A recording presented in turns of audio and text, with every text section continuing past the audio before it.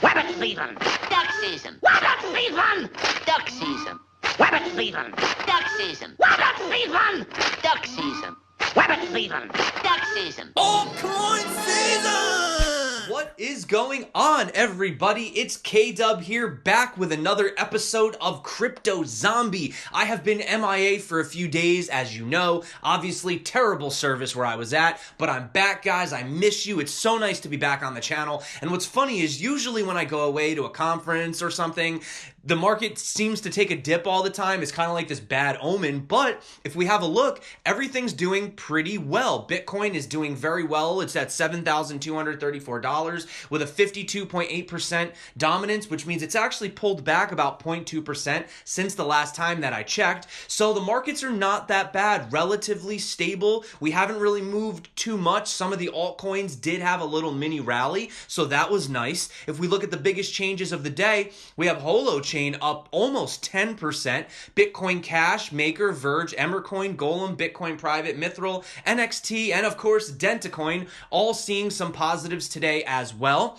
And another thing, just to mention, we still have a lot of positive news coming out. We have Tom Lee still holding strong on his 20K Bitcoin prediction. We have Matt Kaiser saying that he could see a $28,000 price target for Bitcoin by the end of 2018. He says this is still very likely, especially if institutional investors commit to the market through trusted custodial exchanges. There was also an interview with Forbes with Jonathan Hamill of Academy Bitcoin in Montreal. He previously said that the rejection of 10 Bitcoin ETFs over the past 2 months is of little importance because companies like Coinbase and Bakkt have been allocating most of their resources in facilitating the growing demand from institutional investors, which is why I really didn't care too much about it. He said, I don't think the rejections are that important. The physical over-the-counter institutional Bitcoin infrastructure is only getting started. The development of financial vehicles backed by Bitcoin is inevitable. It's not if, but more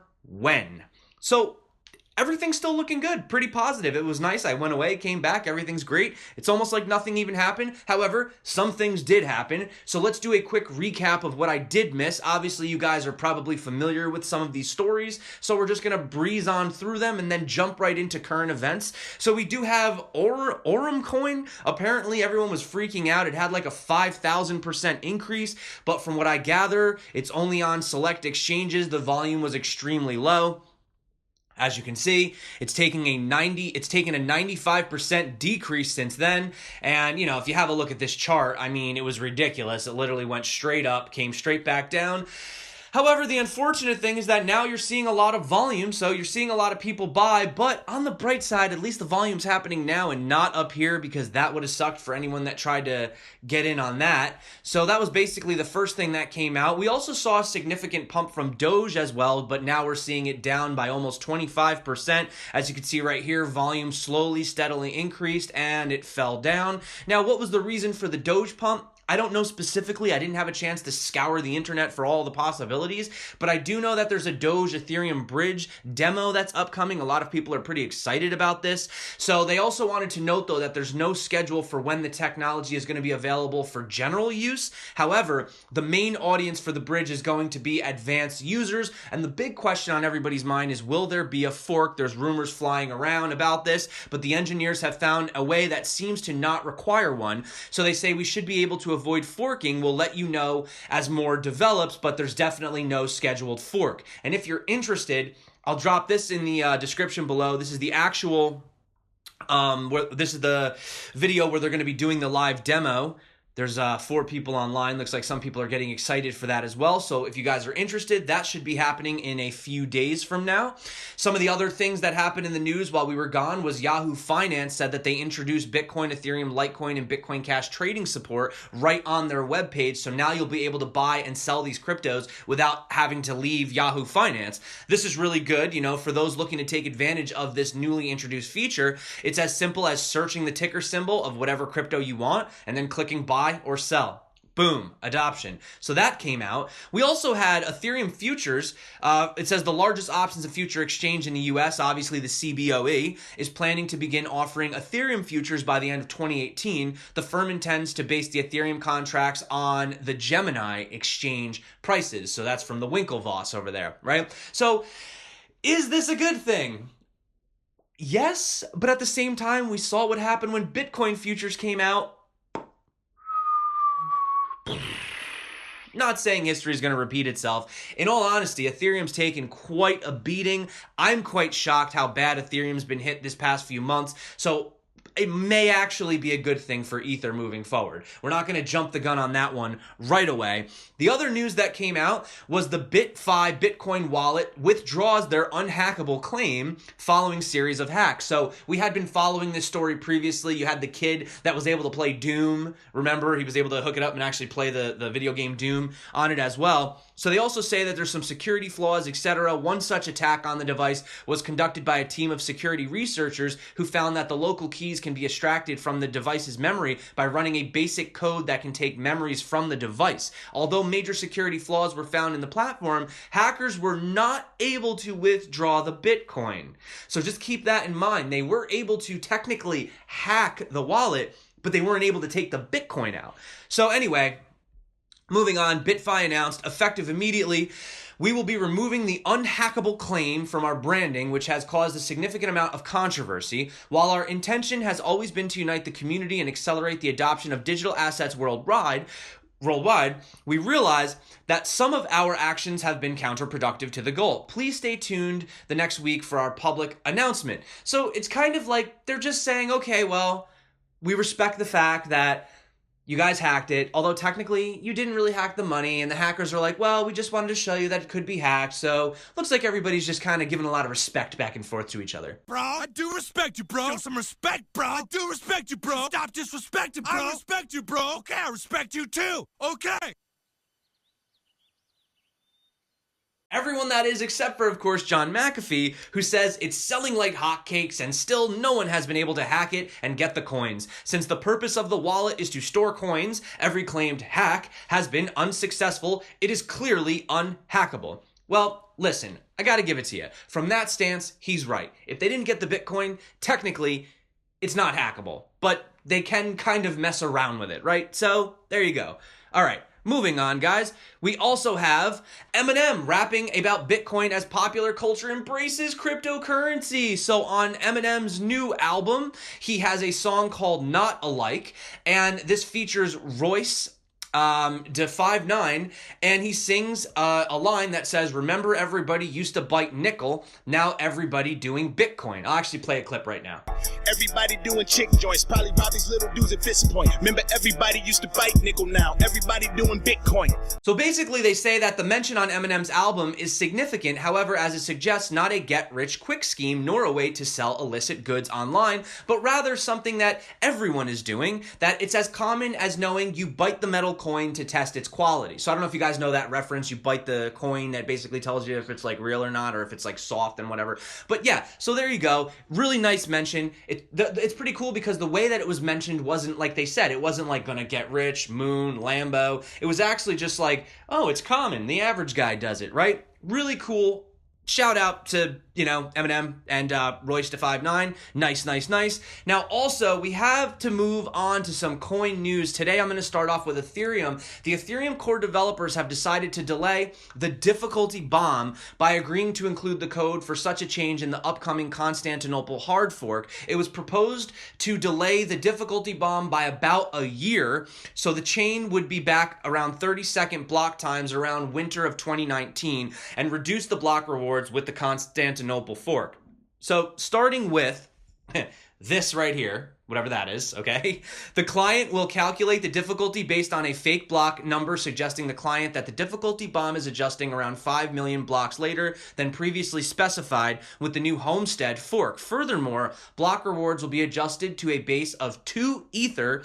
Uncle and nephew rewards will be adjusted accordingly. Moving on to some other news as well, we have the People's Insurance Company of China, or PICC, one of the largest insurer globally, with $126 billion of total assets, opting to embrace blockchain technology with the help of DNVGL and Vechain. So if you come down here, you want to know a little bit more about them. The company's principal businesses are motor vehicle insurance, commercial property insurance, homeowners insurance, cargo insurance, liability insurance, accidental injury insurance, short-term health insurance, Marine, hull insurance, agriculture insurance. Okay, they do a lot of insurance, okay? But that's really good news for Vechain, guys. So definitely keep an eye on that as well. And you also had EOS community celebrating as they saw 25,000 transactions per hour twice yesterday. If you zoom in right here, you can see the chart. Here's the two peaks where we had the 25,000 plus transactions. So they said that this was with block Twitter spam muted, and they added that the update, the EOS, but okay, here's the thing though. The one thing I do want to say is if you simply divide this, if you divide 25,000, right, per hour, so you divide it by 60 for minutes, and then you divide it by 60 for seconds, you actually get 6.94 transactions per second, or real transactions per second, right? So I'm not too sure. I mean, this is high, but I was expecting a little more out of EOS. I thought we would have higher transactions than this. It's still not bad, but I was expecting a little bit more, but that's just whatever, you know. And then they're also saying that the platform is designed with the aim of creating a system in the market where token holders will be able to determine the future of their EOS tokens, and this is relating to their EOS referendum platform that's getting ready as well. So celebration time. There you go. We got some news coming out of EOS. We also have news coming out of IOTA and Volkswagen expecting to launch their digital car pass in Q1 of 2019. They say we will see the network track such data as mileage for the evaluation of car performance in Volkswagen cars. So if you want to have a look over here, you can see about using distributed ledger technology in automobiles. IOTA definitely at the forefront. They're doing those refiller charger stations. We've already seen the demo of that as well. So IOTA is definitely one of those projects. I mean, we've actually reached out to IOTA to try to talk to them, get some interviews. The guys are super busy. They're just doing stuff. They're just doing stuff, guys. Also, Holochain. So this is kind of cool. I don't know. So Holochain has a Holo GitHub visualization right here. So if you could see, it kind of goes through what it would look like. Actually, I'll just run this through in like 4x time. Check it out.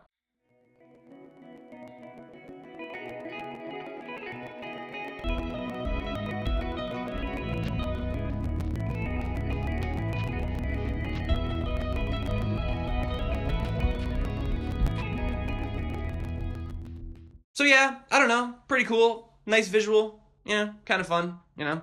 Anyway, moving on. So we have CPChain saying that for an economic node, you'll need at least 20,000 tokens.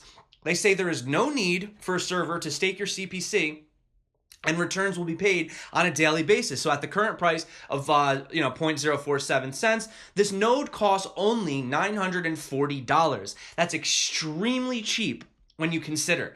But, as of then, the price has gone up a little bit, so it's probably sitting around over $1,000. But to run your own node, not too bad, not too shabby. We also have Hiway and Polymath, so we know that they are recently collaborated, but there was an AMA that came out recently. I'm not going to go into it, but for anyone that's interested, I love my AMAs. Definitely check that out moving forward. Also, so here's a very interesting concept. So we've seen ICOs, right? And you have these situations where investors or VCs, whatever, get into the pre-sale, whatever. Then you get these lockup periods. And then eventually you can't get rid of your tokens, right? Or if you do get your tokens unlocked, your only choice is to basically dump them on the exchange, crashing the price. That's not a good look. So this company Vertex, they're actually coming out with this ICO aftermarket. It's going to be good for both VCs and for the average people, and it'll help provide liquidity, because what it's going to do is essentially allow everyday average people to buy into these ICOs. And considering the fact that they've already been validated through KYC and purchased by these other accredited investors, if they want to essentially exit, they don't have to really worry about crashing the market. You can buy it from them as well. And yeah, really interesting. So the one thing I am curious though is, how is the token going to work? Okay, so they're going to have the VTEX token on the platform. I'm curious, is it going to offer percentages, discounts and stuff like that? Not too sure, but this could be a good thing moving forward, although I know really no one's really touching ICOs right now. But, these are the types of tools that we're going to need moving forward. I'll drop the link in the description. There's more details on that as well. And also moving on to some cryptocurrency adoption, we have Line, the messaging app, pretty popular. So they're going to launch their own cryptocurrency called Link. So basically what's going on with this is that the Link cryptocurrency is not going to be an ICO, but rather they're going to be giving away the tokens to users when they use the Line services, products, or complete specific requests. It's not exactly stated what they're going to do, but I'm sure that'll be, displayed over time. They'll let you know. But what are they going to be used for? Well, at first they're going to use them to purchase stickers, webtoons, and other services within the messaging application. But That sounds kind of boring, right? Moving forward, they also are going to use it for the link trading support. So they have Bitbox, the crypto exchange that they've come out with. So they're saying that the token is going to be kind of like the Binance coin. It's going to be used as a 0.1% fee kind of thing. You can get a fee discount, etc. So, you know, hey, it's adoption, guys. I'll take it, all right? Speaking of adoption, you have the president of Colombia saying that he's going to cut rent taxes for crypto startups. So the president of Colombia has made a promise to drastically reduce taxes for virtual currency and blockchain-related firms. While giving the opening address during the Andicom, which is an International Congress of Information and Communications Technology, he has described himself as being obsessed with technology, laying emphasis on the new millennial technologies such as artificial intelligence and robotics. So based on the president's opinion, the use of advanced technology such as blockchain and AI in Colombia can bring about a change in its state of affairs, tackle corruption, advance legal system, improve healthcare sectors, and equally improve cybersecurity in the country as well. He has promised to grant digital currency and blockchain startups tax relief on rents for up to a 5-year period.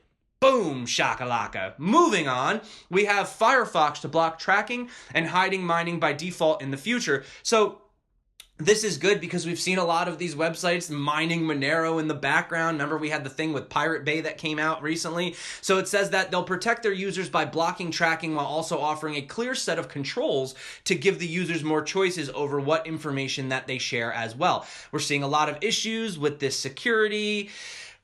You know, so these are things that we're going to need moving forward. And then, of course, we have to talk about the adoption in these companies that we hear about every single day. So now we have Walmart. So they say that the new patent aims to provide a technology for running in-field authenticating of autonomous electronic devices to enable secure deliveries. So the patent specifies that in exemplary embodiments, 2 autonomous electronic devices, such as delivery drones or household autonomous robots, can authenticate each other using embodiments of secure procedures described where herein. So essentially, it's going to let robots conduct deliveries across supply chains. Boom.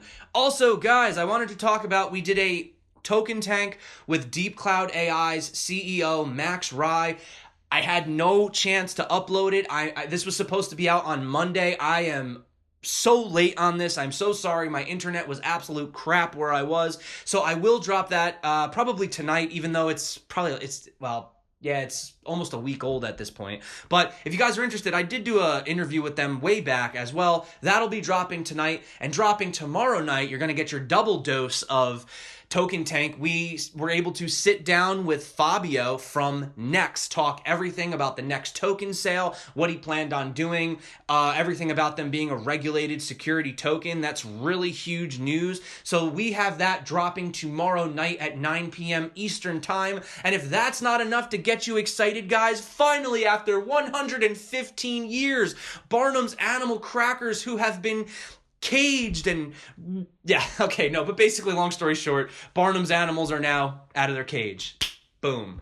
That had nothing to do with crypto, guys. Anyway, moving on, I just wanted to say it feels so good to be back. I love you guys. Thank you for all of your support. You're amazing. I've had so much time to think while I've been gone. There's a lot of changes, a lot of exciting things I'm going to be doing with the channel. I really want to start doing more diving into real-world use cases. I want to start trying out these products. I want to really, really see what the heck is going on in crypto. You know, it's not just price. So a lot of big things coming. Definitely stick around. If you're not subscribed yet, get subscribed. I got some big things coming. That being said, you guys are awesome. If you haven't had a chance to check out the Telegram group, linked in the description below, really awesome community. That being said, hope you guys enjoy your long weekend, especially if you're in the United States. I know we have Labor Day tomorrow, so everybody's excited. I hope you're enjoying yourself with friends, family, loved ones, and crypto's not doing so bad.